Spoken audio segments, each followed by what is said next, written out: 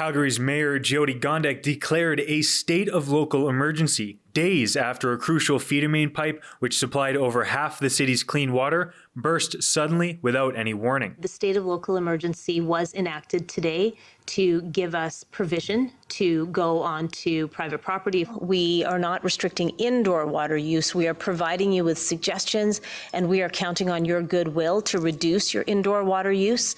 But if we can't do our part by banding together, there may be some restrictions that come into place. We are now contacting some customers to ask them to stop some operations and some activities. If we need to, the city has the ability to turn off water to a business if they are not complying with that ask.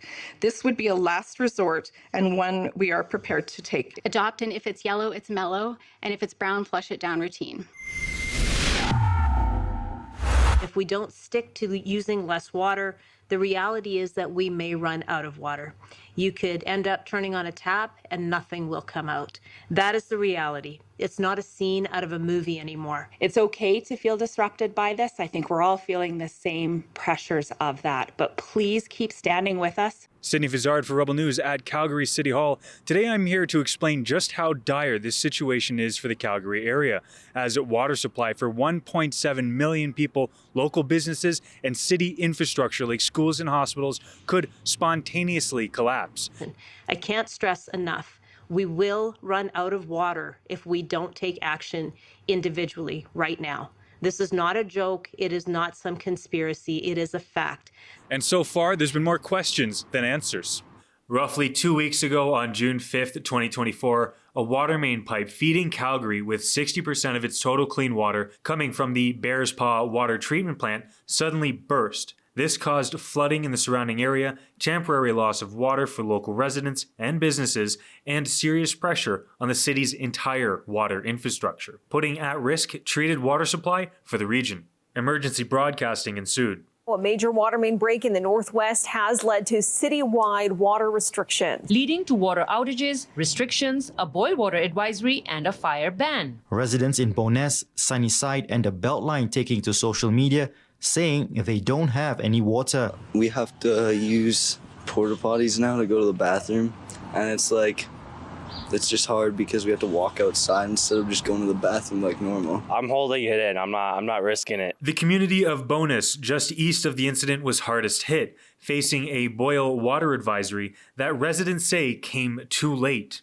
We spoke to members of the community here to get their reaction to the situation. Well, I was out of water for a couple days, and then I couldn't drink my water for a couple weeks, so that was a little bit tough, but couldn't shower for work and all, but nothing too crazy. And I heard there were porta potties set up as well. Did you have to use those? No, I didn't have to use any porta potties, at least for the time being. Like the toilets weren't working, but I just went to the gas station instead. I had to ask my son to come bring me water because my water was shut off. And that was okay. And then when the water came back on, I just boiled it. Yeah. And of course I couldn't shower for a couple of days. When I first found out about it was when I was at work, whatever, a couple hours later, about 10 o'clock in the morning, I'd found out there was a boil advisory, but I had still drank a glass of water that morning, not knowing there was anything wrong with the water. We did have that boil water notice. It was about a day after the fact, though. Does that mean for a day you were drinking questionable water? Yeah, my friends that also lived in the neighborhood also had the same sentiment of it should have been out a little quicker. But this is all just the tip of the iceberg. Before we get into it, consider supporting our on-the-ground work at rebelfieldreports.com. Accountability, infrastructure, and the city of Calgary itself might be at stake, and there are 3 key areas to focus on: the water main break and repairs, the integrity of our remaining infrastructure now under added stress, and the effects this has on Calgarians and their business. The first key concern is the feeder main water pipe that burst, why it happened, and how it was allowed to happen in the first place. After the pipe burst, construction crews moved in to begin the 24/7 repair job that continues currently.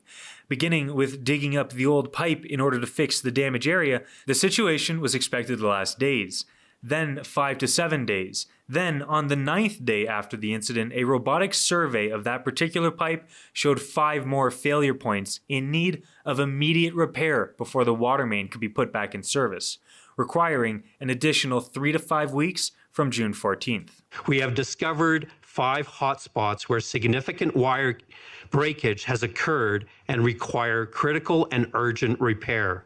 Our initial estimates are that the work will take 3 to 5 weeks. They said they were going to have it put back together last Thursday and it'd be in operation by the middle of this week. I feel like people are doing their hardest. I mean, even 1 week is a long way to go without any sort of washing of dishes or clothes, and so to go even longer is going to be difficult. Once news of delays broke, the mayor put Calgary in a state of local emergency, supposedly to access private property and hasten construction. The state of local emergency was enacted today to give us provision to go onto private property if we need to, which I think will absolutely be the case if we're trying to work on 5 sites at once.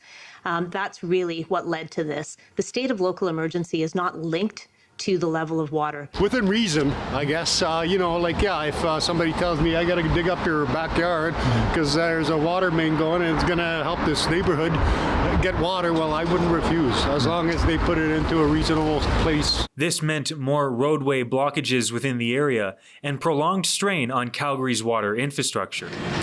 As you can see, construction is ongoing behind me with this portion of the broken water main with the replacement steel pipe in place, expecting the other 5 to be repaired or dug up in the days ahead. But the most important question here is, why did it happen? How did a key feeder main pipe that supplies 60% of the water to 1.7 million people suddenly burst underground, leaving the remaining infrastructure struggling to supply water to Calgarians, businesses, and other facilities like hospitals? Hospitals, care facilities, and schools are counting on us right now to be able to provide the critical services that they offer to folks in need. Calgary's water infrastructure is industry leading, and it's only because of the incredible and skilled work of our water operators managing the water system so carefully that we continue to have enough water.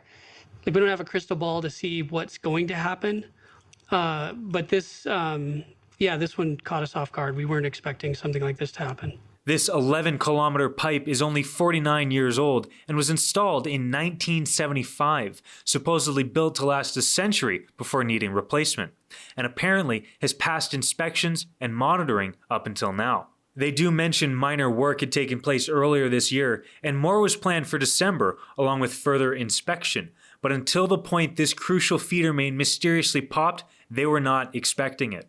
Detection methods like acoustic monitoring failed, and they still don't know why it happened. There was no indication that the section of pipe was being stressed. The pipe is approximately 49 years into its 100-year lifespan. Our regular modeling of the pipe, incorporating risk factors like age, pipe material, operating pressures, did not give any indication that a physical condition inspection was required. The feeder main operated well within its pressure limits. The installation of acoustic monitoring equipment in early 2024 provided no indication that the pipe was experiencing issues. A physical inspection would have required shutdown of the pipe, putting stress on other pipes in the network. This leaves Calgary's remaining infrastructure stability and accountability measures in question, as well as whether they can even perform or identify an effective repair job, considering they don't know what caused the failure. This also raises concern as to whether similar issues may arise in other Canadian cities, especially considering Calgary is supposed to have one of the better systems out there. Apparently, warning signs were present from over 20 years ago, but this city administration was seemingly not paying attention. The second key concern is Calgary's remaining water infrastructure and whether it can sustain the remaining clean water flow for this extended period of time. Glenmore treatment plant in the south is actually pumping water to the east and the north of the city.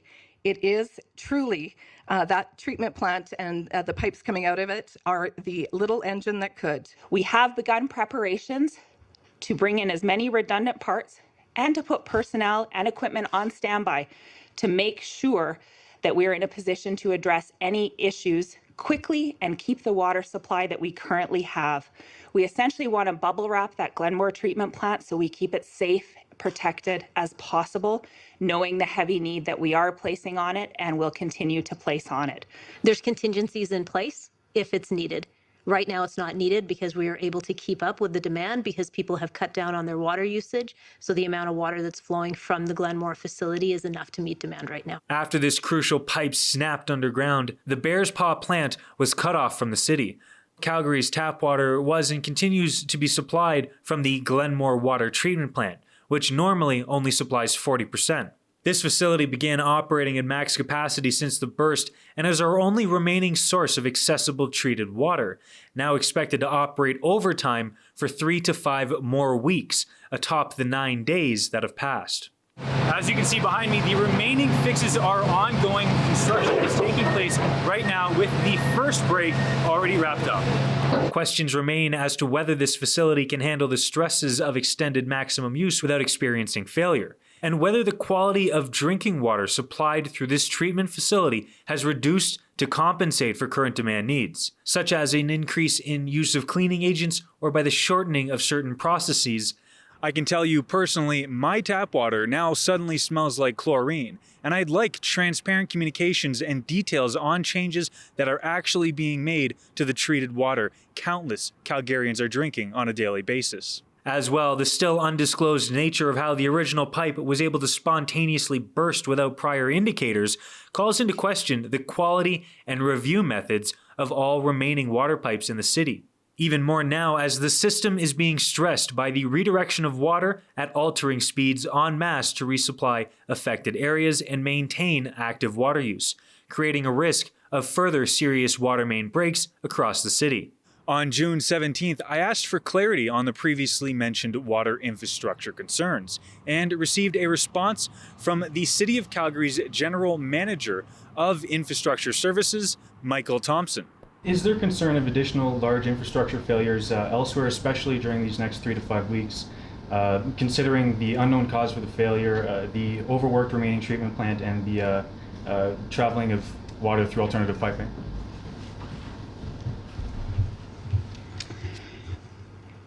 We know people want answers. We want answers to what happened as well.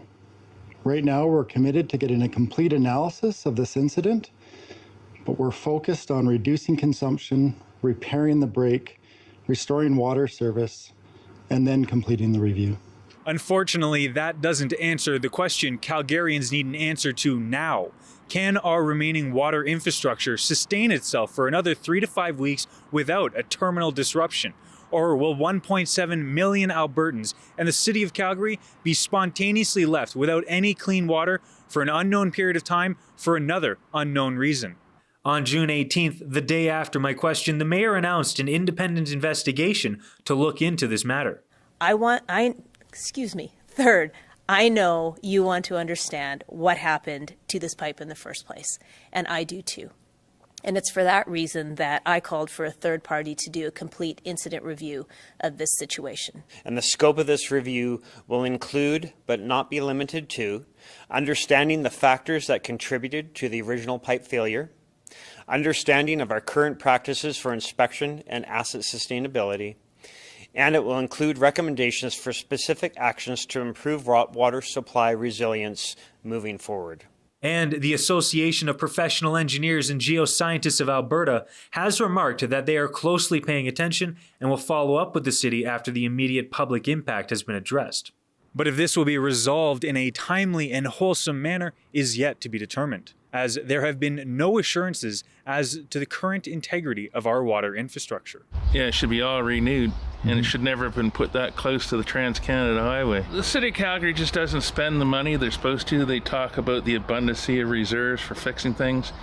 The roads are in the worst condition I've ever seen in my life in this city. Councils in Calgary, I don't think they know half of what they're doing. It's kind of scary. It's a small community here, and we're just totally devastated. Yeah. You know, no water, can't drink, can't shower. There must be something we can do or something we could have caught, because the pipe is supposedly halfway through its lifetime right now. Yeah. So there had to be something we could have caught. I'm hoping that the repairs help and that they won't have to be dealt with in a while. So hopefully they do a good enough job that it won't be an issue in the future. It also might hopefully be a lesson to not be so reactionary to it and more preemptive about having these repairs done. Atop all this, over 138,000 people are expected in the city for the Stampede in 2 weeks' time, meaning more water usage on an already stressed system.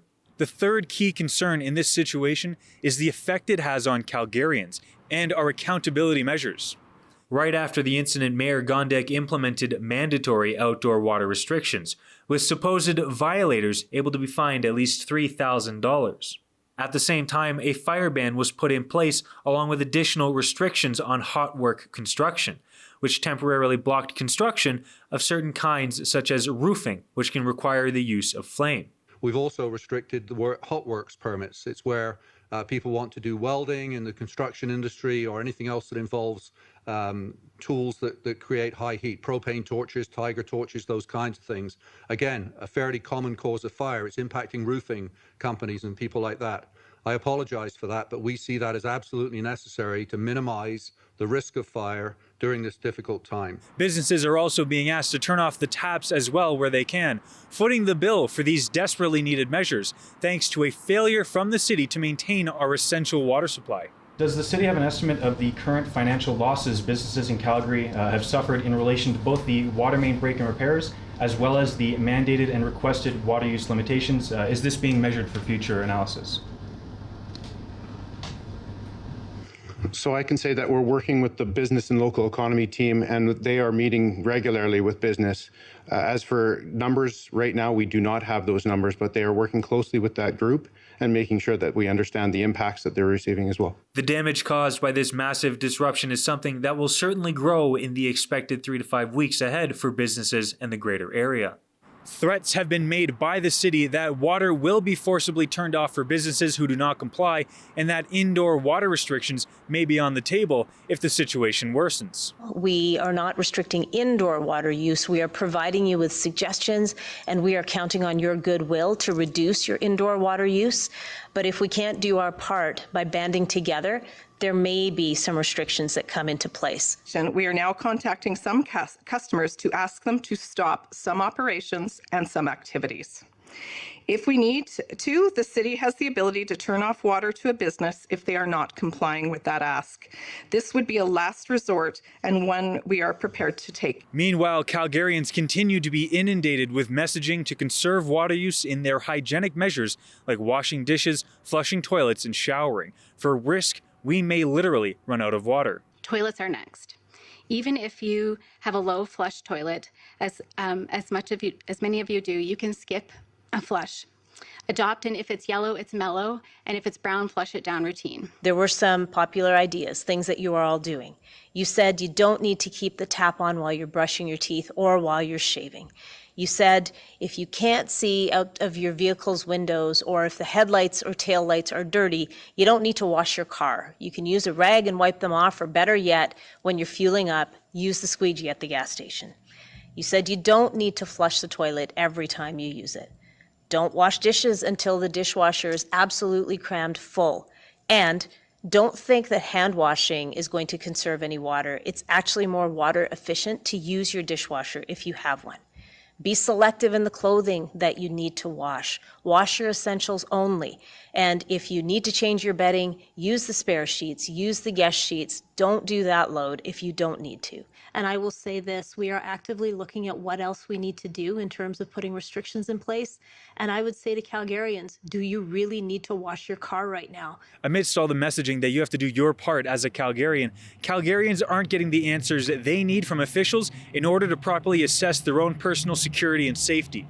We don't know how the pipe broke or if the fixes proposed to bring it back online will cause even more disruptions considering the unknown fault. Will we have a repeat surprise incident elsewhere? Can our water infrastructure handle the disruption without an even larger failure? And what would a larger failure look like? Do we know whether the city's methods of examination for repair work on our crucial water infrastructure are effective or completely useless to begin with? And we don't know what our city officials are actually doing to help, perhaps hurt the situation, let alone who is responsible for allowing this shocking failure to occur. Consistently, the mayor and other parties involved have refused to confirm what likely scenarios might occur for Calgarians if the situation gets worse, nor have they confirmed the contingency plans in place for such events. Does that mean or perhaps intermittent cutoffs from certain communities or certain neighborhoods? I think it's going to be interesting to see what the teams come back with. That is not an optimal solution. And one of those outcomes is mass distribution of water and figuring out how would we do that. Though perhaps this is no surprise, as they were also oblivious to this incoming catastrophe, were unable to stop it, and still don't have a clue as to the cause.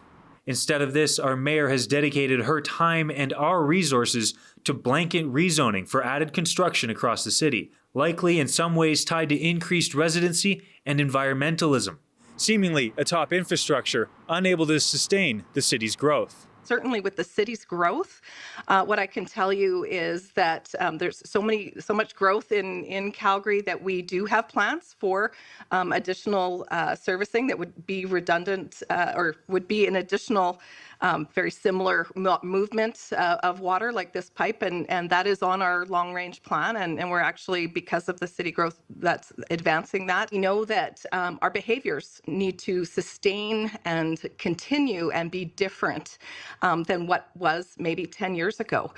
Calgary's growing. There's a lot more of us. Again, the rivers, if anything, are getting more volatile or not volatile.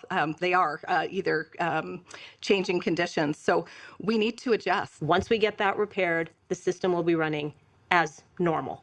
When we look at the future and the conservation that we need to practice because of drought conditions and environmental conditions, that's a different approach that we will be taking as a city. Even more concerning is the fact Mayor Gondek has said all of what she's saying now in relation to the water main back in March of this year when she was saying the exact same things in relation to drought. Holding off on doing laundry until you've got a full load.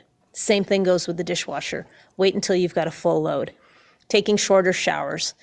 We can certainly set timers and get into better habits about shower length and turning off the tap while you're shaving or brushing your teeth. These are all simple things that we can do at home to contribute. So our first step is to educate people on the fact that we are in a drought. To do that, we're having a press conference like this to make sure people are aware of the ways that they could be conserving water. If we're able to do that through our actions, very much like we did last year and in years prior, we'll be in better shape. There's a lot of questions about enforcement and economic measures.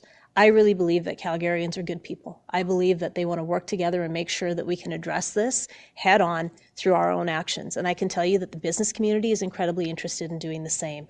So before we start to implement restrictions or other measures, I really believe that Calgarians will pull together and do the right thing. With her constant advocacy for environmental net zero causes and lack of proactive accountability in keeping Calgary's environmentally related infrastructure intact, many continue to question the judgment calls of Canada's most unpopular mayor. And though it's perhaps best if Calgarians stock up on water for the time being, that shouldn't be an excuse to cover attempts to control residential water use schedules in our communities, or any extended restrictions once these repairs are resolved. Should we be stocking up on bottled water, or perhaps shaking our rain sticks for the next month so we can fill our buckets and abandon the system altogether?